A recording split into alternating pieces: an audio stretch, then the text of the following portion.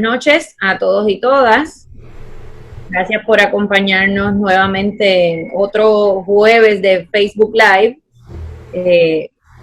donde hoy estaremos tocando el tema de la privatización de la Autoridad de Energía Eléctrica. Lo hemos titulado Cero Transparencia y Aumento en las Tarifas, porque como muchos sabrán, pues en esta semana ha estado en los medios de comunicación que se aprobó el contrato con el consorcio de las compañías Luma para la privatización de las transmisión y distribución y otras operaciones de la Autoridad de Energía Eléctrica. Así que vamos a estar discutiendo los pormenores de ese contrato, las implicaciones de ese contrato, el proceso que se ha llevado a cabo para la aprobación de este contrato y, lógicamente, la intervención de la UTIER en estos procesos. Así que no quiero comenzar sin darle las gracias, como siempre, a la delegación de Ponce del Colegio de Abogados y Abogadas de Puerto Rico, que comparten esta transmisión en vivo para ayudarnos a que podamos llegar a más personas con estos temas tan importantes. Hoy nuevamente los invitados de honor somos el licenciado Rolando Emanuel y esta servidora. Así que yo creo que ya podemos entonces comenzar de lleno en el tema. Quería, bueno, Rolando, déjame dejarte que dé las buenas noches a quienes nos escuchan. Sí, gracias por darme permiso para hablar un poquito antes de comenzar. Sí. Nada, agradecer a los que siempre se conectan y que están interesados en todos estos temas tan importantes para Puerto Rico y sin más preámbulos, empezar a discutir el asunto de qué es lo que está pasando en esta situación de estos contratos. Y siéntanse en la libertad de poner sus comentarios, que estaré pendiente de ellos, y si hay alguna pregunta que podamos contestar en relación a este tema, pues así lo estaré verificando para contestarlo. Así que quería empezar para que conocieran un poquito, ¿verdad?, cuál es el trasfondo legal de esto, cómo es que surge esto, de este contrato, que es una alianza público-privada. Pues todo se da pues porque en el 2009 se aprobó la ley 29 que establece esa política pública del gobierno de Puerto Rico en relación a la creación de alianzas público-privadas, y se crea la Autoridad para las Alianzas Público-Privadas, que es una corporación pública del gobierno. Y en ese sentido, lo que se busca, y la ley, la exposición de motivos reconoce en aquel momento, en el 2009, la crisis económica que está atravesando el gobierno de Puerto Rico y sus agencias, a que se creen estos acuerdos entre entidades gubernamentales que pueden ser, ¿verdad?, cualquier agencia, en este caso pues la Autoridad de Energía Eléctrica, con establecer acuerdos con compañías, entidades privadas para propósitos de tomar las riendas de las operaciones, mantenimiento o crear obras, ¿verdad?, dentro de lo que es la agencia.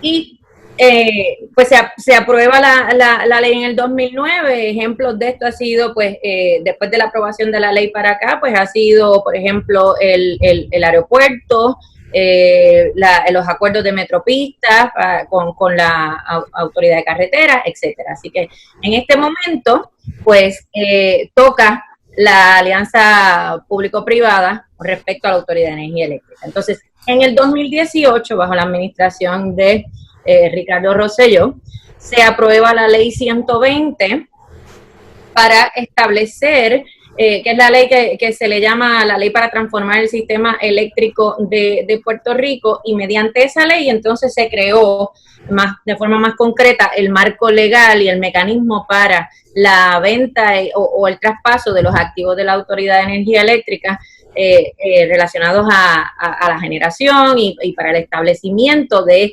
las alianzas público-privadas con respecto a cualquier función, servicio o instalación de la Autoridad de Energía Eléctrica. Así que en ese sentido la ley también es bastante amplia en términos de los ámbitos en los que podría entrar una compañía privada mediante estas alianzas para tomar las riendas de ese tipo de operación. Así que por virtud de ambas leyes es que vemos que se ha dado ahora el proceso de la aprobación de este contrato con Luma, que entonces sí quiero dejarle a Rolando para que les dé un poquito de background sobre el contrato y también la importancia sobre el derecho a acceso a información en todos estos procesos. Sí, hay un asunto muy importante en estos procesos de privatización y es que ya la privatización está pasada de moda y nos llega tardíamente a Puerto Rico. Y este es el último evento de privatización en Puerto Rico, cuando ya la tendencia en otros países que privatizaron sus servicios de energía eléctrica es a recomprar, a restituir el carácter público de estas compañías de energía eléctrica, porque las privatizaciones fueron un desastre. Aquí tuvimos varios ejemplos de privatización nefasta de servicios públicos, particularmente con la Autoridad de Acueductos y Alcantarillados, la compañía de agua, Hondeo, y esos esfuerzos terminaron en desastre. Esas compañías tuvieron que salir corriendo, se perdió muchísimo dinero, hubo que pagarles dinero por penalidades, etcétera. Y eso parece que ya se había olvidado cuando viene María.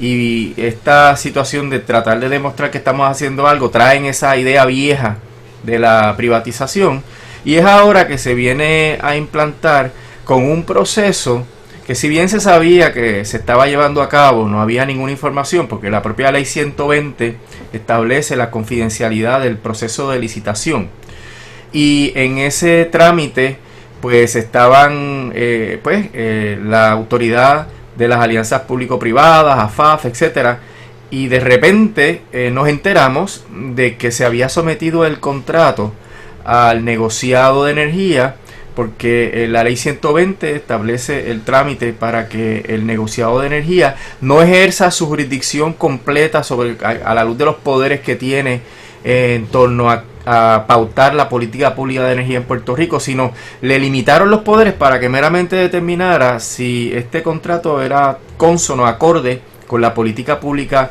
de muchas leyes que tienen que ver con la Autoridad de Energía Eléctrica. Pues nos enteramos de casualidad, porque es que no notificaron a nadie, ni a la prensa, ni salió público que habían radicado ese contrato para que el negociado lo evaluara. Lo hicieron el 18, si mal no recuerdo, de mayo.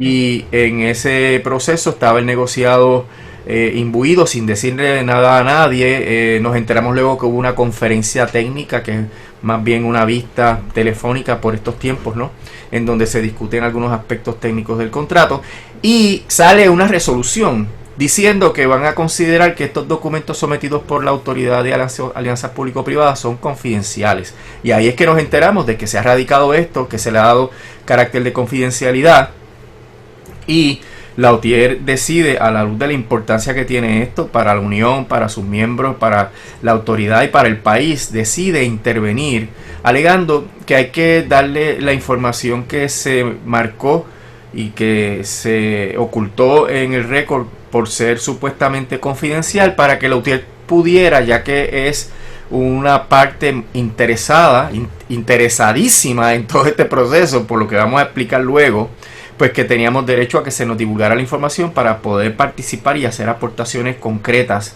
en torno a si ese contrato cumple o no cumple con la política pública. Si nos hubieran dejado participar de entrada, hubiéramos dicho, ¿verdad?, al recibir los documentos, que ese contrato, y lo vamos a elaborar más adelante, no cumple con la ley 120 en términos de los derechos laborales de los empleados de la Autoridad de Energía Eléctrica, porque hay una contradicción entre lo que dice la ley 120 y lo que dice el contrato. Lo vamos a discutir luego. Pero si nos hubieran permitido intervenir, le hubiéramos dicho a negociado, ese contrato no puede aprobarse porque tiene este problema, además de muchos otros, ¿verdad?, que vamos a discutir con calma. No ocurre en la intervención, el negociado la niega, se reitera que los documentos son confidenciales y nosotros en el día de ayer radicamos una moción de reconsideración en el negociado para que el negociado pues cambie su aprobación con toda una serie de planteamientos de derecho constitucional por derecho a la información, porque hay que tomar en cuenta que una ley que prohíba en exceso el derecho que tenemos todos y todas a la información es inconstitucional. O sea, no importa que lo diga la ley, esa ley tiene un interés apremiante que la apoye. Estas circunstancias son las circunstancias que generalmente se reconocen que son confidenciales, pues si no, la legislatura se excedió en restringir la información y un tribunal puede declarar que esa ley en ese aspecto de la confidencialidad es inconstitucional. Pues nuestro planteamiento es que si bien es cierto que hay instancias en las cuales se puede mantener confidencialidad en una situación de licitación de diferentes entidades que están proponiendo un contrato y que están divulgando secretos de negocio, que esa información es confidencial porque lo reconocen las reglas de evidencia, estamos de acuerdo. El detalle es que cuando la autoridad de alianzas público-privadas radica en el negociado, ya el proceso de licitación acabó. Ya no hay competidores, ya se seleccionó a uno solo y en ese sentido ya no hay un interés apremiante. Pues el negociado obvió eso, dijo que los documentos eran confidenciales y deniega la intervención de Luthier a base de, desafortunadamente, un error conceptual de derecho, porque dice que el trámite de la aprobación de este contrato mediante la emisión de un certificado de cumplimiento, como dice la ley, es un procedimiento, según el negociado, ex parte, y al ser ex parte no es adjudicativo, y al no ser adjudicativo no hay derecho a intervenir. Pero es un error conceptual, porque un procedimiento ex parte sigue siendo adjudicativo, porque el negociado en ese trámite donde va a FAF y le dice, mira a ver si este contrato cumple con la política pública de Puerto Rico en cuanto a la energía, pues el negociado mira las leyes, mira los documentos, mira la prueba testifical que se presentó, porque es una conferencia técnica, y a la luz de eso aplica el derecho a los hechos, y esa es la definición clásica de un procedimiento adjudicativo. Así que el negociado se equivoca al decir que al ser ex parte no es adjudicativo, y al ser adjudicativo la ley de procedimiento administrativo uniforme nos da derecho a intervenir.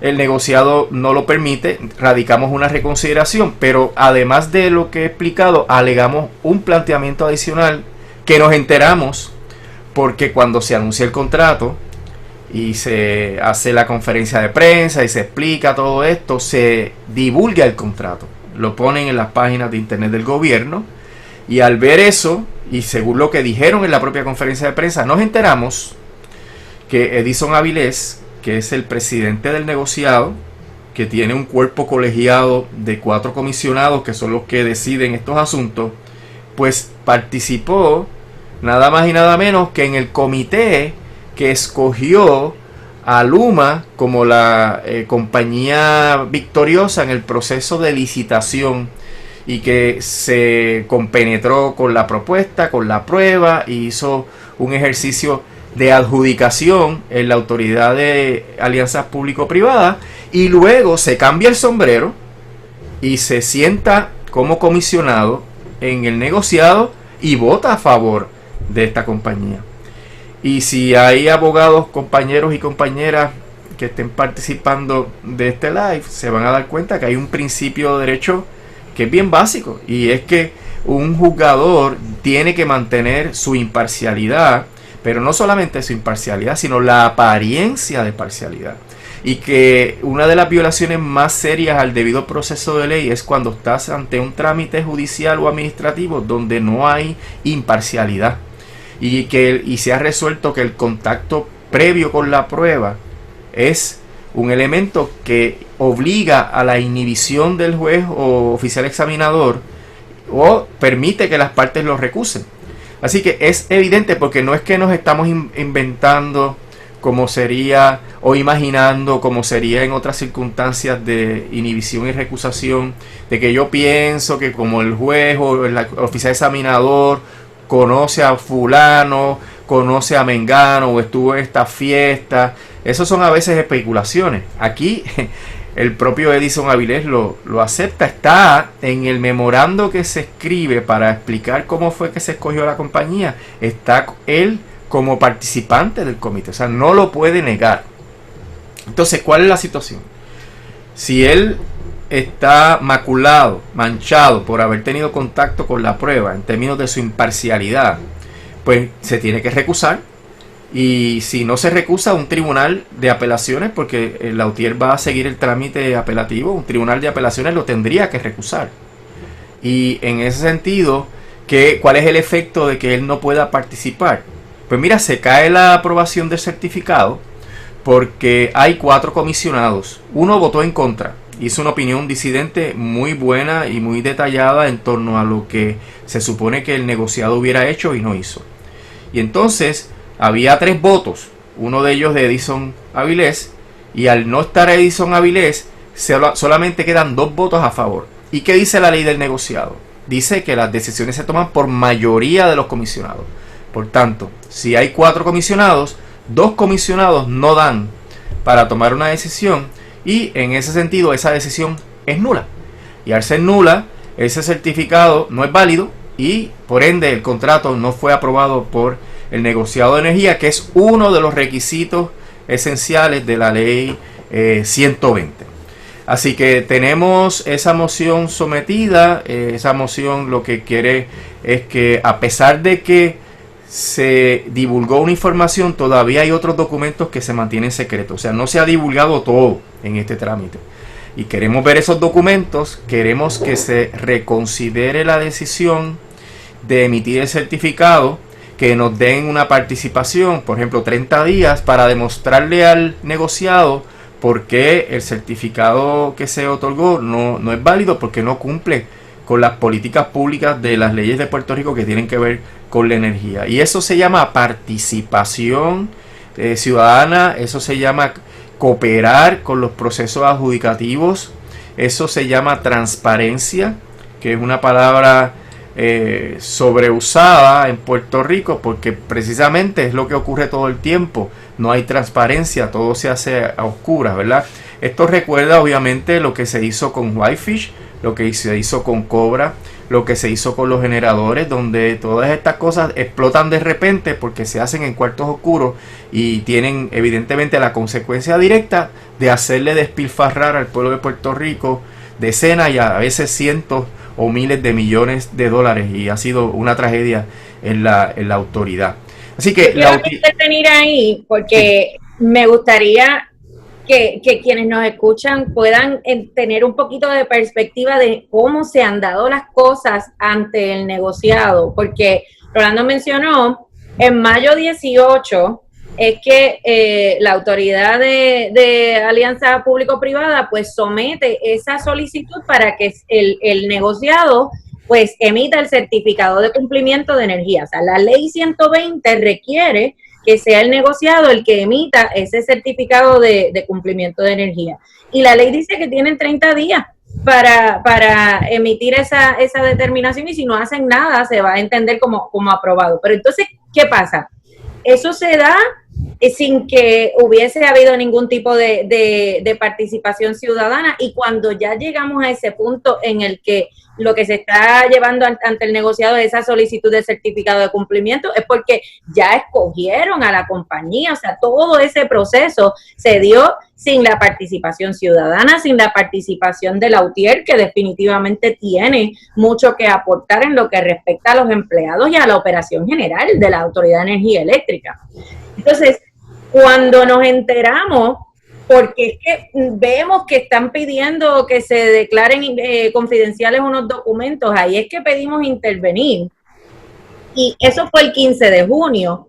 El 17 de junio, la autoridad de alianza público-privada se opone a la solicitud de intervención de Lautier, y ese mismo día el negociado resuelve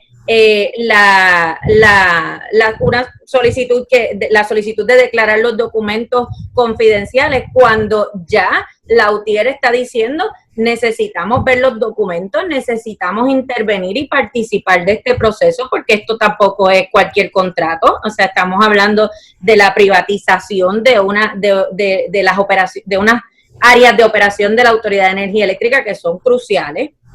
Y el negociado aprueba eso.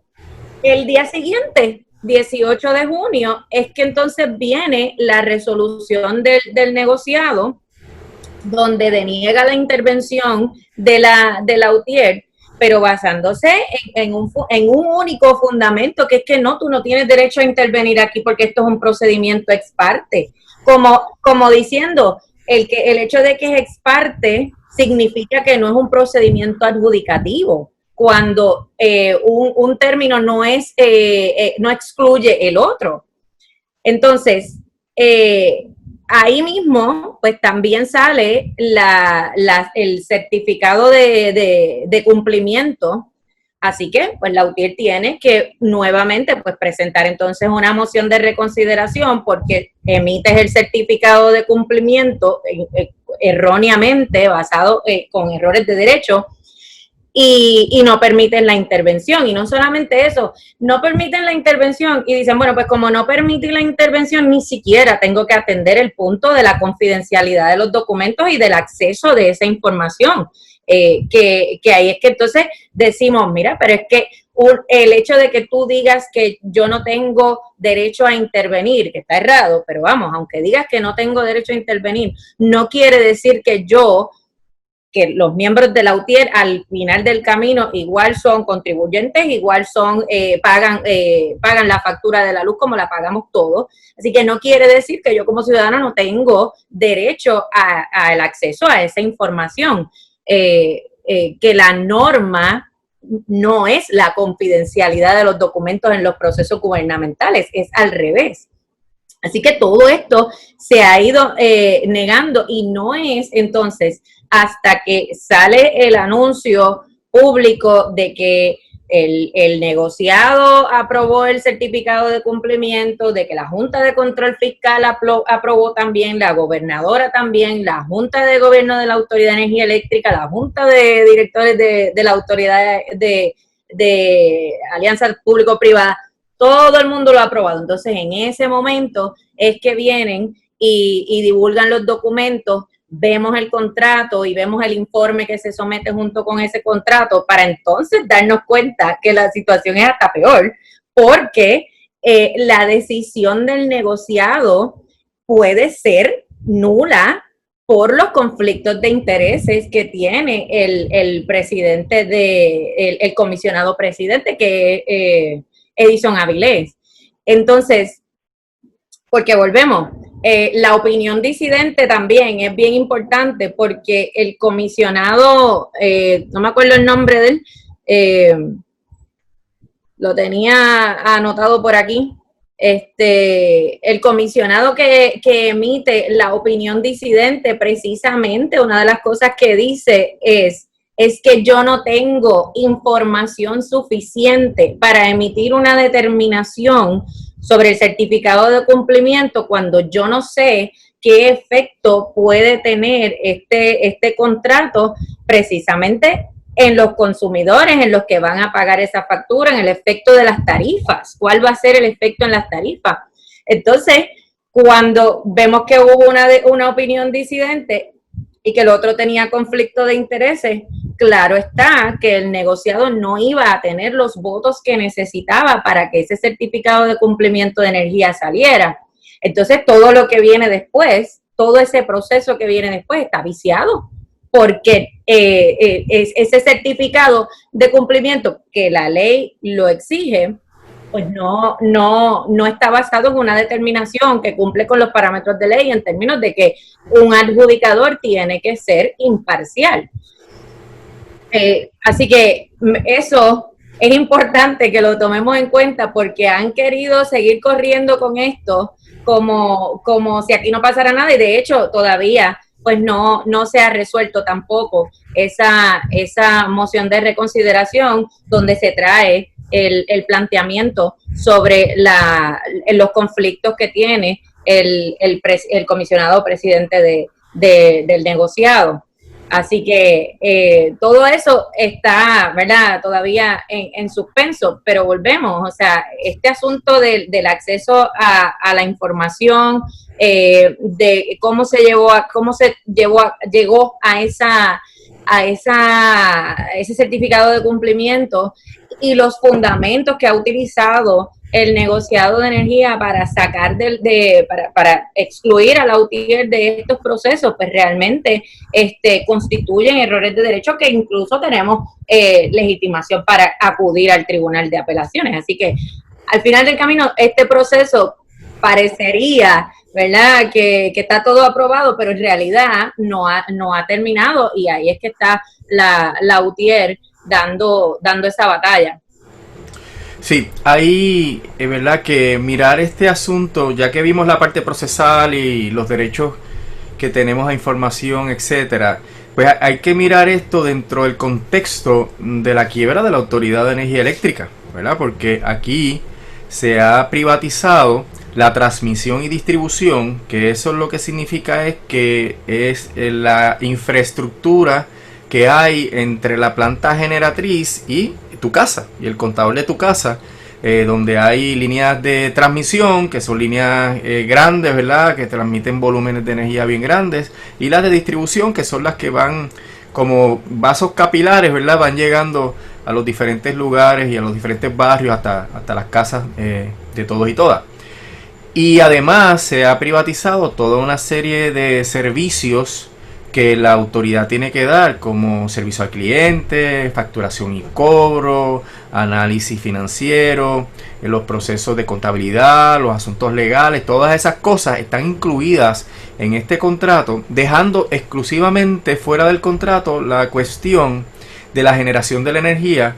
Y hasta que esto empiece, ¿verdad?, la autoridad va a seguir manejando ambas cosas, pero ahora se entra en un trámite de transición para moverse a un momento en el cual se den todos los eventos necesarios para que el contrato empiece, que se espera que sea el año que viene, y una vez empiece, pues ya la autoridad sacaría las manos y dejaría entonces a esta entidad, Luma, a que corra la transmisión, distribución, servicio al cliente y todos los demás servicios accesorios, auxiliares a toda esta operación. Pero cuando miramos esto desde la perspectiva de la situación actual, la autoridad está en quiebra, la autoridad no puede pagar a sus bonistas, la autoridad no está pagando al sistema de retiro, por ende la autoridad está en un déficit operacional continuo. Entonces, tú miras este contrato y tú dices, ¿de qué se trata este contrato? ¿Qué significa tener un operador para el asunto de transmisión, distribución, etcétera? Pues mira, es sacar a la gente de la gerencia de la Autoridad de Energía Eléctrica, poner a la gente de Luma en los zapatos de esas personas y entregarle la autoridad con su facturación y cobro, y según el contrato hay que pagarle a esta gente que viene a trabajar sustituyendo a la gerencia $100 millones por un cargo fijo y hasta $25 millones por una serie de métricas que, si se alcanzan, pues se pagan esos incentivos, ¿verdad? Es a base de una serie de incentivos que vamos a ver ahorita, que en realidad son bien fáciles de cumplir, porque el propio contrato tiene maneras de cumplirlos o no cumplirlos, y como quiera cobras el incentivo. Pero la cuestión es que tú tienes la autoridad que no tiene para pagar el sistema de retiro, tú tienes la autoridad que no puede pagar la deuda de bonos, y ahora encima de eso tú le impones la obligación de pagar $125 millones a esta compañía, cuando va a hacer esa compañía lo mismo que hacen los empleados gerenciales y los obreros de Lutier. Entonces, ¿cuál es el adelanto? ¿Cuál es el ahorro? ¿Dónde está el ahorro de esta transacción? Que se supone que esto es una de las metas que tiene la Junta en Puerto Rico, bajar el costo de la energía. La Junta ha dicho siempre que para que Puerto Rico pueda tener crecimiento económico, tiene que la energía estar como a 20, 21 centavos por kilovatio hora. Pues ahora se estima que podría subir hasta cerca de 30 centavos por kilovatio hora, porque en el trámite de poder financiar este contrato está incluido el que Luma vaya al negociado para obtener una nueva orden sobre tarifas, y eso lo único que implica es aumentar la tarifa, eso no va a implicar bajar la tarifa. Y entonces también, para colmo, en el RSA, que hasta ahora está paralizado, que es el acuerdo con los bonistas, eso se va a financiar, ese acuerdo, con un aumento en la tarifa que hasta le pusieron número, que es 4.6 centavos por kilovatio hora, ¿verdad? En una situación escalonada, pero eventualmente es 4.6, y que requiere aprobación del negociado, y que el proceso pues va a complicar más la situación, porque tienes ahora una energía eléctrica que la gente se queja de que es muy cara, contratas a esta compañía Luma para que administre lo que ya se está administrando a un mismo costo. Vas a tener que reembolsarle a Luma por todos esos costos operacionales, o sea que no va a bajar el gasto, no baja, porque Luma va a cobrar lo que tenga que gastar en la operación, y además de eso tú le vas a pagar 125 millones de dólares, y para poder pagar eso pues tú tienes que hacer dos cosas: despedir empleados para bajar los costos, si es que vas a hacer ese esfuerzo de tratar de bajar los gastos operacionales, o en la otra instancia que debe ir acompañado, porque no va a dar con meramente despedir los empleados, porque hay que poner empleados a trabajar, porque es que la distribución, la transmisión y la distribución y el servicio al cliente ocupa el grueso de los empleados de la autoridad, así que tú no puedes operar esas funciones sin tener muchos empleados. Por tanto, aunque tú despidas, 80% de los empleados de la autoridad trabajan en esas áreas de transmisión, distribución y servicio al cliente. Se van a mantener los mismos gastos y la autoridad va a tener la obligación de reembolsarle el mismo dinero más 125 millones. Entonces, al no existir ese dinero, pues hay que buscarlo en un aumento de las tarifas.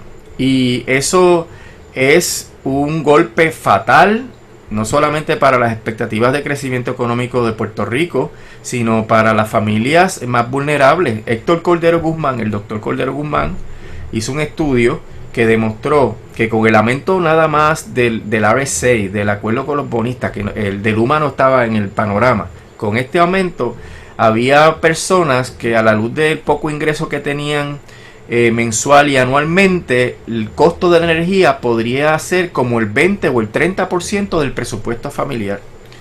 Porque esto hay que verlo, ¿verdad? En las diferentes magnitudes de ingresos. Si hay una familia que se gana $10,000 y te aumenta la factura $60, $70, pues eso es insignificante comparado con los $10,000. Pero si hay una familia que se gana $1,000 y tú tienes que pagar esos 60 o $70, pues la proporción es mucho mayor. Y ahí es que viene el planteamiento de Héctor Cordero, que va a impactar de una manera dramática los presupuestos familiares. Entonces, ahora hay que sumarle Luma. Y ahora hay que sumarle que desafortunadamente no hay crecimiento económico, y que por ende, y ya esto hasta la Junta lo acepta, la demanda por la energía va a ir bajando, y esa demanda es lo que genera el ingreso que podría lograr que se cumplan con las obligaciones, particularmente las que son prioritarias, como el sistema de retiro.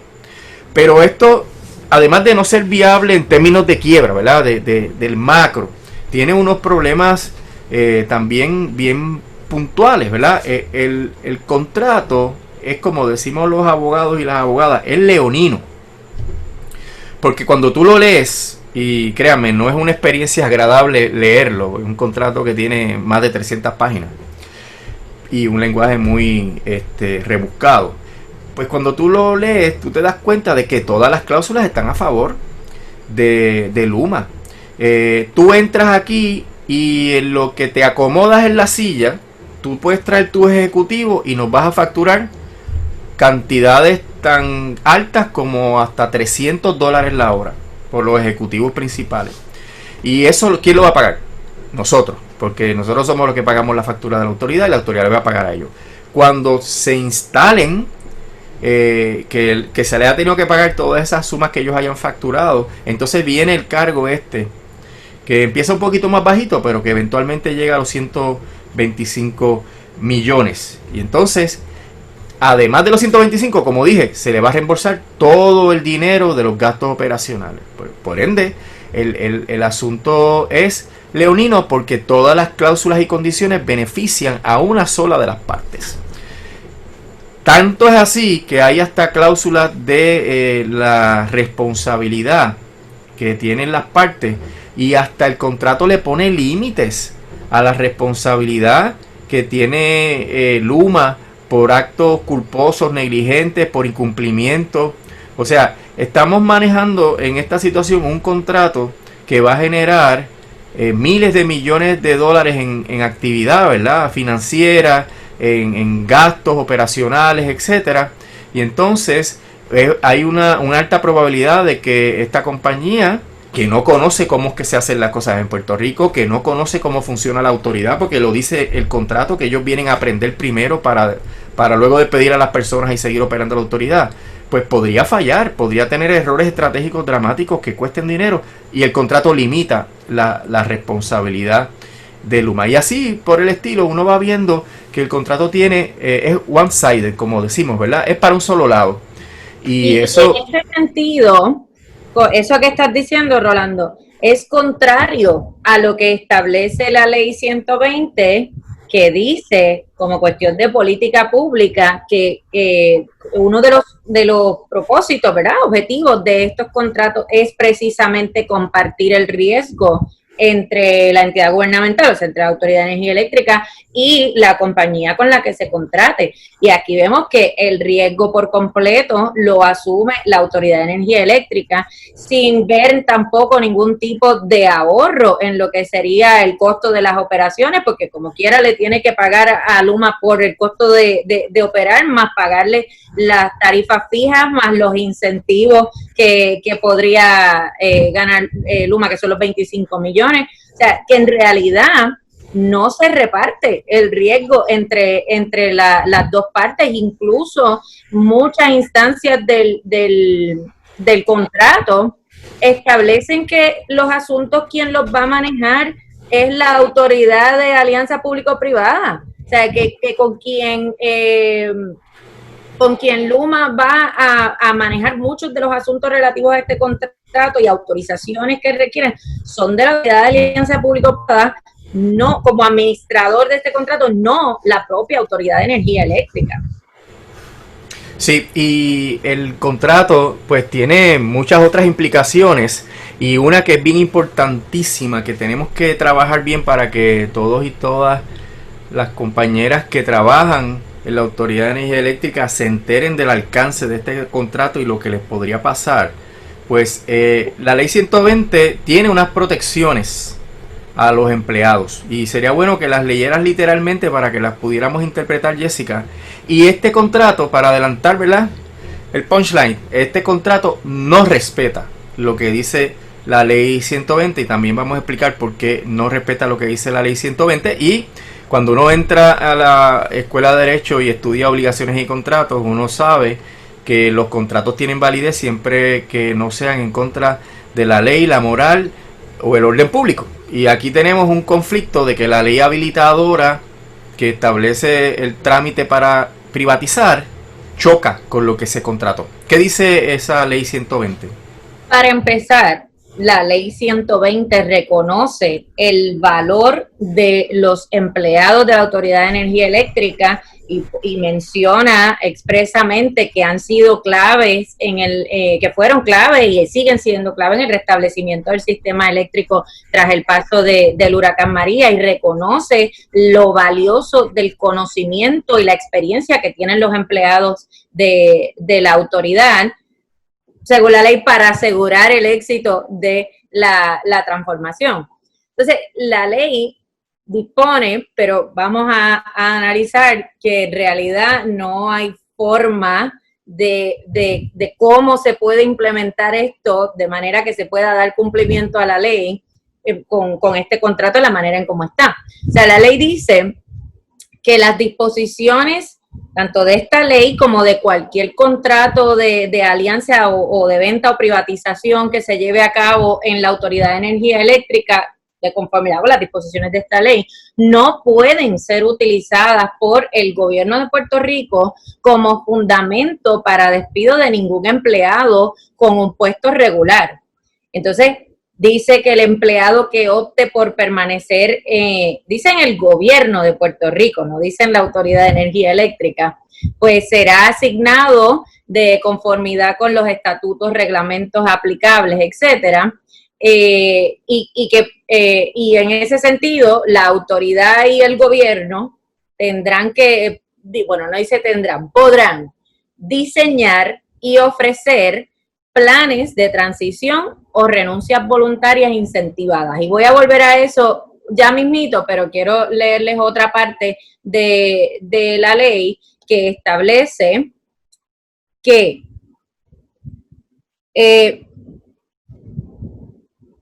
porque claro, aquí vamos a entrar a explicar, ¿verdad? Si Luma se queda con los empleados de la autoridad o no, si está obligada a quedarse con los empleados de la autoridad o no, y si no contrata a los empleados de la autoridad, pues ¿qué hacemos con esos empleados? Entonces dice la ley que todos los empleados que como resultado de esta ley sean transferidos bajo el concepto de movilidad a otra entidad gubernamental o pasen a ser empleados de los contratantes, en este caso de Luma, conservarán todos los derechos adquiridos conforme a las leyes, obligaciones y estatus respecto a cualquier sistema existente de pensión de retiro, fondo de ahorro, etcétera. Y también en cuanto a los convenios colectivos, la ley establece los empleados regulares que no pasen a trabajar con los contratantes retendrán sus plazas o dice que serán transferidos a otras plazas dentro de la autoridad u otras entidades gubernamentales. Y entonces, estoy buscando la disposición sobre los convenios, aquí está, ya la encontré.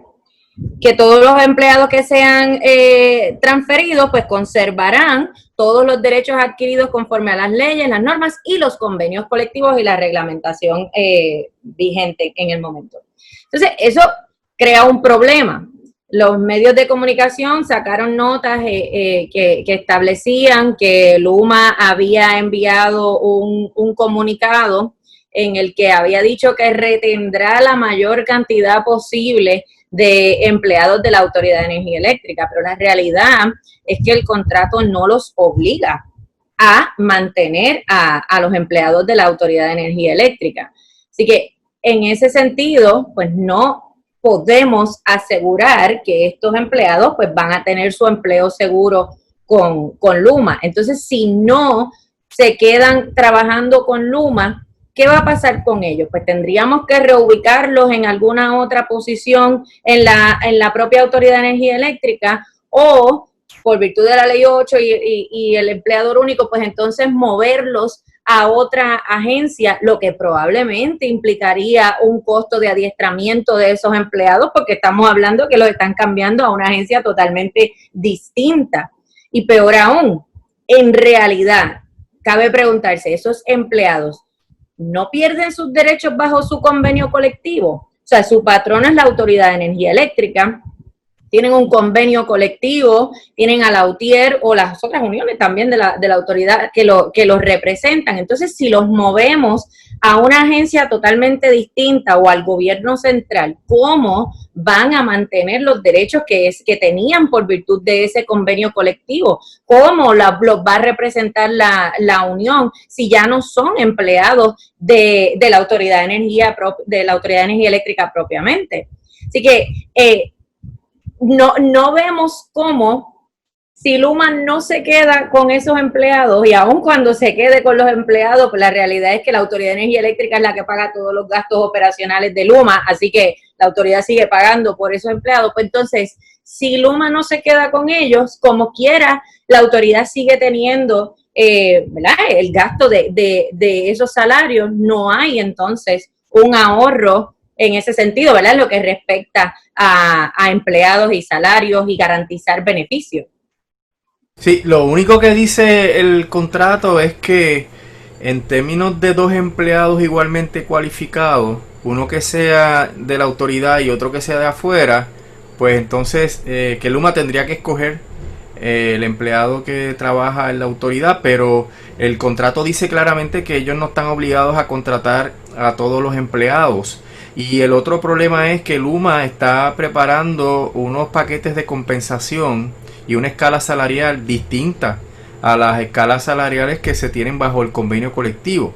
Así que hay un choque también específico que, aunque la ley diga que hay que mantener los derechos y prerrogativas, no necesariamente es lo que está reflejado en el convenio, y esto implica que podría venir Luma a tratar de contratar a las personas con diferentes salarios o beneficios marginales, y el problema es que entran como empleados sin antigüedad, porque es una nueva contratación. Y cuidado si entran bajo la ley 4 del 2017, que es la llamada reforma laboral, donde entran con un tiempo de probatoria que, si mal no recuerdo, está en 9 meses, ¿verdad, Jessica?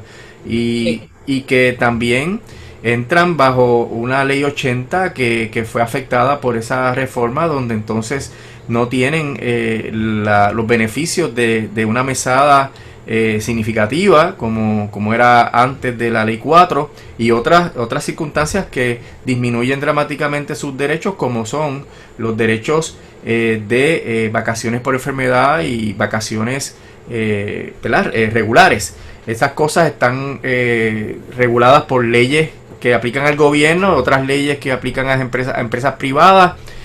Luma no se convierte en gobierno, Luma no es gobierno, Luma es una empresa privada. El contrato dice que no crea ninguna relación gubernamental con la autoridad, lo que ni crea una situación de un joint venture ni una sociedad. Es un contratista independiente, dice el contrato. Por ende es una entidad privada. Es un operador, es una entidad privada. Así que hay el riesgo de que Luma quiera aplicarle la reforma laboral del 2017 con los 7 días de vacaciones y la enfermedad restringida y la probatoria, etcétera. Así que no hay congruencia entre lo que dice el contrato y la exposición de motivos, que habla sobre la necesidad de proteger a los empleados porque ellos no son el problema de la autoridad, y lo que dice el texto específico de la ley.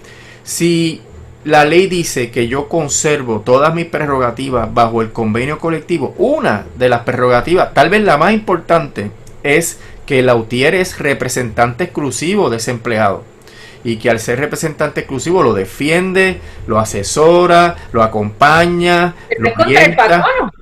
Es contra el patrono. Y si lo cambiamos de agencia, entonces, se acabó. ¿Dónde los va a representar? Lautier no ha negociado con ese otro patrono, no tiene un convenio colectivo con ese otro patrono, así que lo que implicaría el mover los empleados sin ton ni son, porque es que hay que mirar también que la autoridad tiene, primero, muchos empleados, más que muchas agencias. Segundo, son muchos de ellos empleados especializados, y en ese sentido no sería fácil acomodarlos en otras circunstancias. Tendrías que pagarle lo que dice el convenio, pero te quedarías sin el representante exclusivo. Así que perdiste una de las prerrogativas principales que tú tienes como miembro de una unión.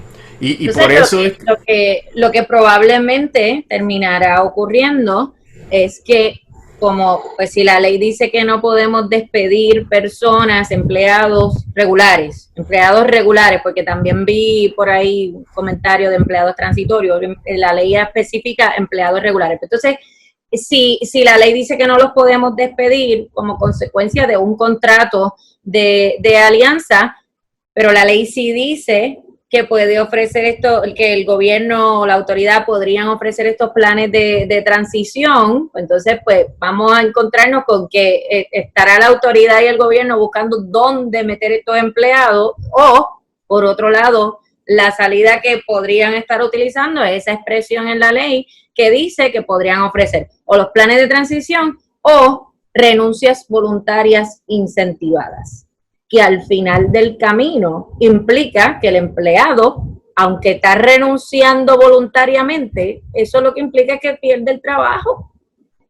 Y a saber qué tipo de beneficios podría perder el empleado con estos paquetes de renuncias voluntarias incentivadas, ¿verdad? Pero no deja de ser menos cierto que renunció, perdió el trabajo. Así otro efecto colateral bien importante es que si muchos de los empleados van a renunciar o van a salir del sistema público de la autoridad por razón de este contrato y continúan en el sistema de retiro, ¿verdad? O se retiran y son miembros participantes del sistema de retiro de la autoridad, van a menoscabar mucho más el sistema de retiro, porque la plantilla laboral de la autoridad se va a reducir, porque es uno de los objetivos de Luma, reducir la plantilla laboral. Por tanto, hay menos gente aportando, pero hay más gente retirada, porque se fueron en una ventana nueva, y esto menoscaba el sistema de retiro, que actualmente la autoridad no lo está pagando en su totalidad como corresponde, y esto viene a erodar más, a menoscabar de una manera más aguda las posibilidades que tiene el sistema de retiro de sobrevivir esta tormenta. Así que el sistema de retiro está afectado también por esto, porque colateralmente la salida de los empleados, sea por ventana, sea por retiro, pues va a afectar las aportaciones. La situación del sistema para los que se queden, la ley y el contrato mencionan que se podrían quedar con las aportaciones al sistema de retiro. Pero si Luma despide una tercera parte de los empleados, que podríamos ver números así, o sea, no estamos hablando de que aquí recortarían bien, podría haber despidos masivos, pues entonces se va a menoscabar el sistema de retiro, violándose obviamente con las acciones de la Junta las prioridades que tiene el sistema de retiro a recibir los pagos para mantener la solvencia del sistema de retiro, que es una de las disposiciones de la propia ley promesa, que dice que hay que mantener el financiamiento adecuado de los sistemas de retiro públicos, y el sistema de retiro no lo están financiando de manera adecuada. Uno de los puntos que me gustaría tocar, Jessica, es que mencionamos que hay una etapa de transición, pero además de esa etapa de transición hay unos requisitos procesales muy importantes, y uno de ellos es que la Junta va a radicar una moción pidiendo que los dineros que se paguen durante esta época de transición sean gastos administrativos, que hemos discutido anteriormente, que cuando una corte de quiebra dice que una obligación es un gasto administrativo, es una obligación que se paga primero y completo. Se paga como parte de los procesos y los gastos de la quiebra, y por ende cobran adelante. Y esto pues perjudica a los demás acreedores, perjudica a las uniones que son acreedoras, perjudica al comité de acreedores no asegurados, a los Fuel Line Lenders, que fueron los que le prestaron dinero a la autoridad para que se pudiera comprar el combustible, y crea una nueva prioridad de esos gastos. Y esto es otra de las instancias en donde el contrato es leonino, porque ya Luma no es cualquier acreedor, sino es un acreedor que está privilegiado. Y la otra instancia procesal es que tiene que salir la autoridad del título 3. Y salir del título 3 significaría que se celebre una vista de confirmación del plan de ajuste de deuda, que todavía no se ha presentado, y que ese plan sea confirmado para que ya lo que falte sea la ejecución del plan. Y ahí dice el contrato que entonces entraría Luma con todas sus capacidades y prerrogativas para administrar la autoridad conforme al contrato. Esto no sabemos cuándo va a ocurrir, pero según el contrato debe ocurrir el año que viene. La Junta no ha dicho qué va a pasar con el plan de ajuste de deuda de la autoridad ni con el RSA. Tiene en julio que informar a la jueza Taylor Swain sobre cuál es el trámite que se va a seguir. Pero la situación de los terremotos y del COVID-19 ha menoscabado grandemente los ingresos, los recaudos de la autoridad. Y es anticipable que ese RSA se tenga que negociar. Y si hay que estar negociando eso, podría tomarse mucho más tiempo del que se anticipa que se tome para que se confirme el plan de ajuste de deuda. Pero lo que implica esto también, Jessica, es que se genera otro espacio para impugnar el acuerdo, porque si la jueza tiene que tomarlo en cuenta a los fines del plan de ajuste de deuda, pues podría haber unas impugnaciones, porque el acuerdo contempla unas cosas que no se han debatido y que requerirían legislación, y que sin legislación, ya hemos hablado otras veces que la jueza no puede confirmar un plan de ajuste, y es que quieren partir la Autoridad de Energía Eléctrica en dos compañías, una de generación, que es la que va a tener los activos de las plantas generatrices, y otra del dueño del grid, del dueño de la red de transmisión y distribución, porque esto estuvo a punto de que fuera una venta de los activos de la autoridad. No se dio así, no era viable vender los activos de la autoridad, y por eso es que es una operación de transmisión y distribución. Entonces la autoridad se va a fragmentar, lo que podría implicar mayores divisiones en términos de la plantilla de los empleados, porque entonces habría empleados que estén en la autoridad que se refiere a la generación y otros empleados que estén en la autoridad que va a ser la dueña del grid, de la red de transmisión y distribución, fragmentando aún más la plantilla laboral y tal vez provocando más despidos, lo cual debe alarmar obviamente a los empleados unionados y no unionados, particularmente los gerenciales, porque me parece que los gerenciales van a sufrir una masacre desafortunadamente, y ya vi que se activó la asociación de gerenciales escribiendo una carta protestando por el impacto de este contrato. Lo cierto es que usted puede ser la persona más odiante de la Autoridad de Energía Eléctrica y de las uniones que trabajan ahí para proveer la energía eléctrica, que es un servicio esencial. El problema es que este contrato contempla todas estas transformaciones sin que realmente implique que va a haber una rebaja en la tarifa de energía eléctrica, y no se pregunta, ¿y cuál es el objetivo? ¿Qué es lo que quieren? Pues mira, yo pienso que es algo de llevarse los 18 mil millones de dólares que vienen en fondos federales para las reparaciones. No creo que lo más importante sea los 125 millones de ingreso anual que tiene que desembolsar la autoridad, sino que, y lo dice el contrato, estas compañías afiliadas a Luma tienen la opción de ser los licitadores en los proyectos de construcción y reparación de la red de transmisión y distribución, y hay 18 mil millones de dólares, y sin ningún pudor ellos se lo han dicho a los inversionistas: mira, tenemos esta oportunidad, tenemos esta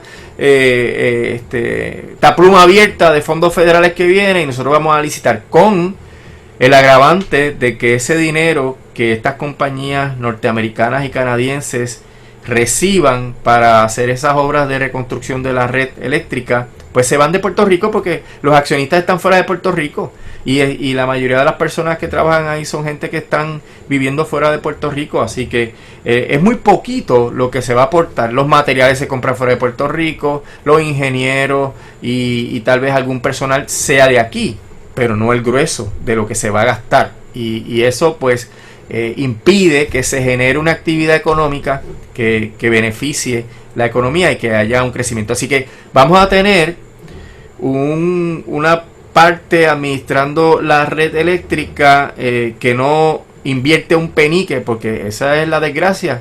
Le estamos dando 125 millones, acceso a 18 mil millones de dólares de fondos de reparación, y no tienes que invertir ni un solo centavo en este trámite, y para colmo no respondes por las actuaciones negligentes, sino hasta unos límites que son escandalosos, cuando estamos hablando de transacciones que pueden generar responsabilidad por decenas, si no cientos de millones de dólares. Así que es el negocio más redondo del mundo, sin ningún beneficio para Puerto Rico, sin ningún beneficio para los empleados, sin ningún beneficio para los abonados, para lo que llaman los ratepayers, ¿verdad? Que somos todos los que pagamos la factura de energía eléctrica. Y esto tiene alternativas de oposición, porque no es que estemos aquí en un proceso de quejarnos sin saber qué hacer. Hay acciones que se pueden tomar. Yo creo que todavía hay espacio, Jessica, para una lucha política, ¿verdad? Estamos a ley de mes y medio para unas primarias, que son las primarias de los partidos políticos principales, y hay elecciones en noviembre o un poquito después, no se sabe cuándo va a ser exactamente, pero va a haber elecciones, y hay entonces una presión política que se está generando, porque se está dando cuenta la gente, y particularmente los políticos, de que este contrato no hace ningún sentido. Esto tiene que pasar por la Asamblea Legislativa, que eventualmente tiene que pasar por la Asamblea Legislativa. Es una de las preguntas que nos hicieron en los comentarios. Sí, tendría que pasar para las compañías y para el plan de ajuste de deuda, tendría que pasar por la legislatura. Y esto evidentemente pues tiene el frente de lucha que tenemos abierto en el negociado, que ya explicamos en la primera parte de esta actividad, que podría seguir al Tribunal de Apelaciones si no tenemos éxito en el negociado y hasta el Tribunal Supremo de Puerto Rico. Tenemos el asunto de que se puede ejercer presión política en la legislatura cuando la legislatura se dé cuenta de que mira, yo hago la ley 120, yo trato de proteger a los empleados y ahora resulta que tú haces este disparate contractual donde estás violando la política pública. Y esto pues estoy seguro que, ¿verdad?, que la UTIER va a trabajar estas avenidas de asesoramiento y de consulta para explicar las implicaciones del contrato, y podría haber muchas voces en la legislatura que se levanten. La gobernadora puede cancelar el contrato en cualquier momento. Este contrato está en una etapa que es cancelable. La gobernadora puede pues meterse a leer el contrato, porque yo pienso, ¿verdad?, que a veces líderes muy ocupados tienen que estar dependiendo del consejo de asesores que pueden tener algunas motivaciones que no son las mejores para el pueblo de Puerto Rico, y le pueden estar diciendo una cosa y ella puede estar repitiendo como el papagayo, esto es lo mejor que hay para Puerto Rico. Pero miren, no es lo mejor, porque todavía a mí no me han convencido, y yo he leído esto ya con detenimiento, no me han convencido de que haya algo que beneficie al pueblo de Puerto Rico que no sea satisfacer el afán de gente que no quiere que el gobierno participe en las actividades sociales, que sea un ente importante en la vida de nosotros como pueblo, que lo hacen meramente por una cuestión ideológica. Y nos vamos a arrepentir, porque en realidad la provisión de energía eléctrica es un derecho humano fundamental. Y entonces tú estás metiendo a una compañía aquí que, primero, el objetivo que quiere es que le pague los 125 millones de dólares. Segundo, quieren contratar, llevarse toda la subasta, y para eso tienen a Luma para que se las dé, para poder construir la red y sacar pingüe ganancia. No les importa la calidad del servicio, no les importa que el servicio llegue a todos los rincones del país, porque todo lo que implique que ellos... Y hay que aumentar tarifa. Y si hay que aumentar tarifa, que ellos necesitan el aumento de tarifa para poder cubrir sus costos, pues imagínate, no trae ningún beneficio al pueblo de Puerto Rico. Así que no hay manera de tú leer ese contrato y decir, no, pero fíjate, esto. Lo único que tú podrías argumentar, no, es que como es una entidad privada, pero ¿cuál es la motivación de la entidad privada para dar un buen servicio? Eso falta. Porque, como explicamos ahorita, aun cuando hay unos 25 millones para unos incentivos, que hay unas métricas, el propio contrato dice, mira, pero si este año no puedes hacerlo porque te pasa esto, como quiera podrías tener el incentivo si haces esta otra cosa. Mira, le das la vuelta. Pueden manipular el asunto, porque el contrato provee para que incluso si no pueden cumplir con las métricas por algún asunto de fuerza mayor o lo que fuera, como quiera pueden modificar esas métricas para ganar ese incentivo. Y viendo los comentarios de aquí del live, veo que nos dicen, bueno, que quizás el beneficio podría ser una infraestructura mejor. Bueno, pero ¿y por qué entonces la Autoridad de Energía Eléctrica no coge esos 125 millones que le va a pagar a Luma y los invierte en ellos mismos en la infraestructura, sin tener que asumir los costos de esta compañía privada? Es que la autoridad tiene los ingenieros, tiene los celadores, los técnicos. Tiene esa expertise que tú estás mencionando, que lo pueden perder ahora con este contrato, porque si Luma no va a retener esos empleados, ¿qué va a hacer la Autoridad de Energía Eléctrica con esos empleados? Porque no tienen trabajo dentro de esas áreas de distribución y transformación. Entonces, ya la Autoridad de Energía Eléctrica pasó por esto. Antes del huracán María, la autoridad, pues por la misma situación, abrió ventanas para que se les fueran ingenieros con un expertise de años, que conocen las instalaciones de la autoridad de rabo a cabo, y yo conozco uno de ellos, y los dejó ir. Se retiraron porque tuvieron que hacer todas estas movidas por la propia crisis. Y cuando vino el huracán María, no tenían ese expertise para poder enfrentar la crisis que obviamente sufrió la autoridad. Y va a pasar lo mismo ahora. Van a perder ese capital humano, que a lo mejor Luma no se va a quedar con ellos porque no están obligados a quedarse con ellos, y también probablemente implicaría invertir más dinero en adiestramiento para empleados.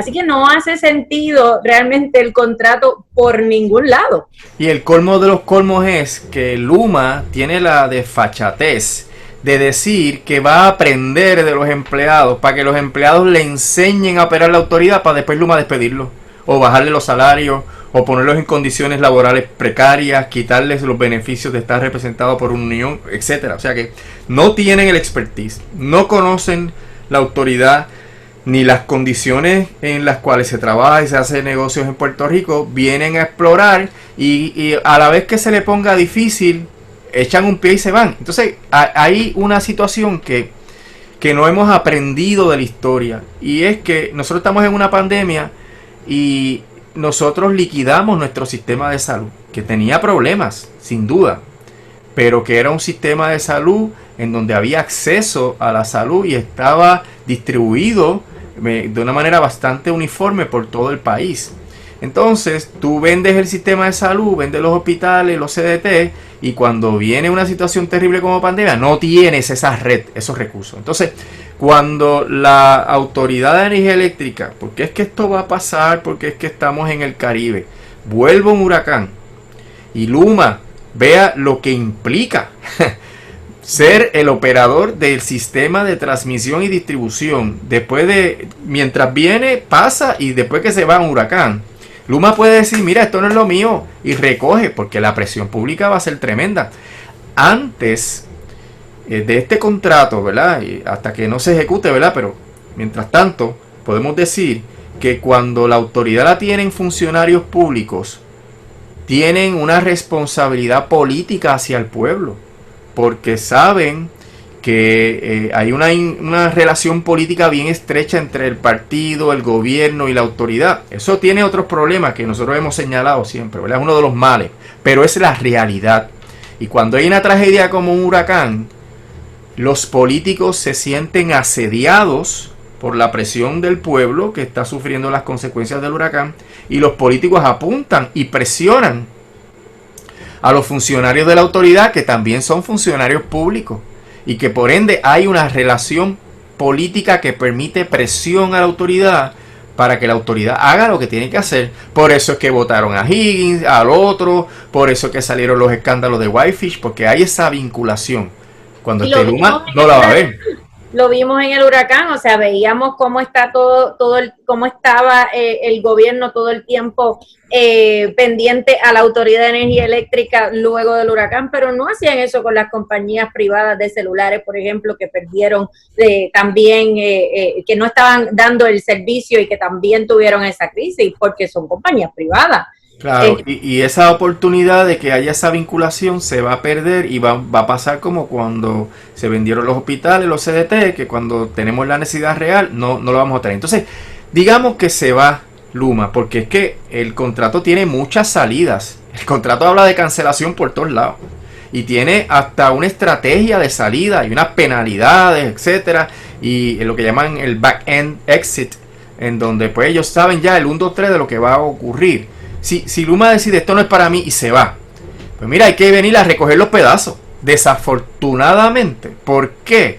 Porque esos empleados se han movido, perdiste los récords de los empleados, Recursos Humanos se desvinculó de ti y vas a tener que entrar en un proceso nuevo de contratación de esos empleados, de readiestramiento, de quitarle las mañas o de ponerle mañas nuevas, lo que sea. Va a haber unos cambios y eso va a tomar tiempo y va a generar problemas adicionales.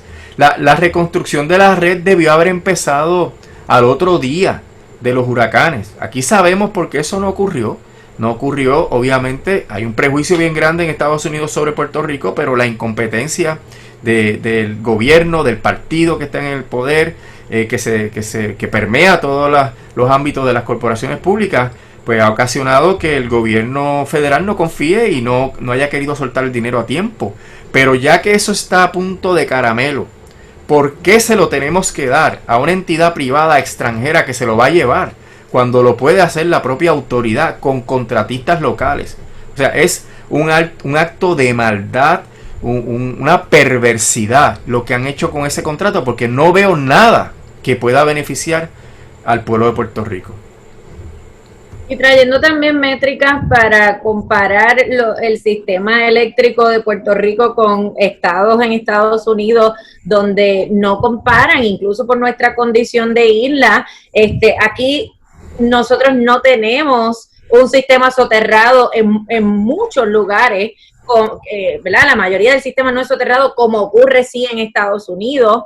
Y yo en eso no soy experta, pero estoy segura que eso tiene mucho que ver con los apagones.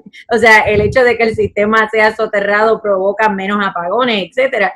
Aquí hay muchas áreas rurales que pasó con el huracán, que entonces traen estos contratistas de afuera a hacer trabajo que pueden hacer los empleados que tiene la autoridad acá y que no conocen la dinámica de cómo se trabajan las cosas acá. Así que vuelvo y digo, la realidad es que yo no le veo tampoco, ¿verdad?, ningún tipo de beneficio ni para la Autoridad de Energía Eléctrica ni para nosotros como consumidores de la Autoridad de Energía Eléctrica. Al contrario, lo que veo es que en realidad vamos a tener aumentos en tarifas, no necesariamente vamos a ver ¿verdad?, que nos prometan una mejor infraestructura. Así que pues todavía nos queda trabajo por hacer. Vi una pregunta por ahí que decía que si Luma podría entrar en el negocio de las placas solares, pero en realidad esto es un contrato de transmisión y distribución. Las placas solares serían más bien generación de energía. Así que no creo que... El contrato dice que tiene que darle acceso a eso, que tiene que darle paso porque tiene que pegarlo al grid. Sí, pero no que ellos estén en ese negocio como tal. Sí. Bueno, otra pregunta. Se me está haciendo un poquito difícil por el internet ver las preguntas, pero lo que veo también son muchos comentarios y algunas cosas pues ya las pudimos contestar. Así que creo que no se me ha pasado preguntas como tal, y si brinqué alguna, pues me disculpo porque por el momento no veo ninguna. Pues me parece que hemos cubierto en detalle, ¿verdad?, las particularidades de este contrato y de lo que está ocurriendo en relación al trámite que se va a seguir. El contrato no empieza mañana, o sea, están en una etapa de transición donde sí ya está generando pagos, porque estos ejecutivos que vienen para acá, que hay uno que cobra más de $300 la hora, pues vendrán en su momento y empezarán a facturar. Tiene que aprobarse el pago como gasto administrativo, tendrá que presentar una moción a la jueza y tiene que darse una serie de condiciones, que la principal es que se salga del plan de ajuste de deuda y que finalmente se confirme, y por eso es que hay esperanza. Mi mensaje en este momento a los empleados y empleadas y a las personas que entienden que la autoridad es importante para Puerto Rico y para nuestro crecimiento y desarrollo económico: todavía hay tiempo para luchar, para hacer presión política. Nosotros seguiremos haciendo pues talleres y foros para divulgar esta información en todos los medios posibles, y también vamos a seguir obviamente la lucha judicial para que se anule todo este trámite. Así que apenas comienza esta situación, apenas hemos leído este contrato que es tan largo y oneroso, así que irán saliendo muchas otras cosas que también podríamos ir discutiendo en actividades futuras. Así que quizás podríamos esperar una parte 2 de este Facebook Live para ir tocando, ¿verdad?, esos temas que vayan saliendo según podamos continuar estudiando el contrato y las acciones de Luma. Porque lo primero que hizo Luma fue saltar por encima de Lutier y contactar directamente a los empleados. Nadie ha mencionado a las uniones. Le van a dar de codo, va a haber una lucha, y Lutier está dispuesta a dar la lucha hasta el final aquí. Claro, como siempre, ahí estamos. Bueno, pues quiero darle las gracias a todos y todas por sintonizarnos y en este live, que han participado bastante con sus comentarios y han interactuado entre ustedes en los comentarios, así que les agradezco por estar ahí y que puedan, ¿verdad?, compartir esta programación para que otras personas también puedan beneficiarse de lo que hemos podido discutir aquí. Siempre agradezco a la delegación de Ponce del Colegio de Abogados y Abogadas de Puerto Rico, que comparten este Facebook Live y nos ayudan a llegar a más personas. Así que sería todo por la noche de hoy y los esperamos en el próximo live con los próximos temas que se nos vayan ocurriendo. Así será. Buenas noches y Buenas agradecidos noches a por su todos y sintonía. todas. Hasta luego.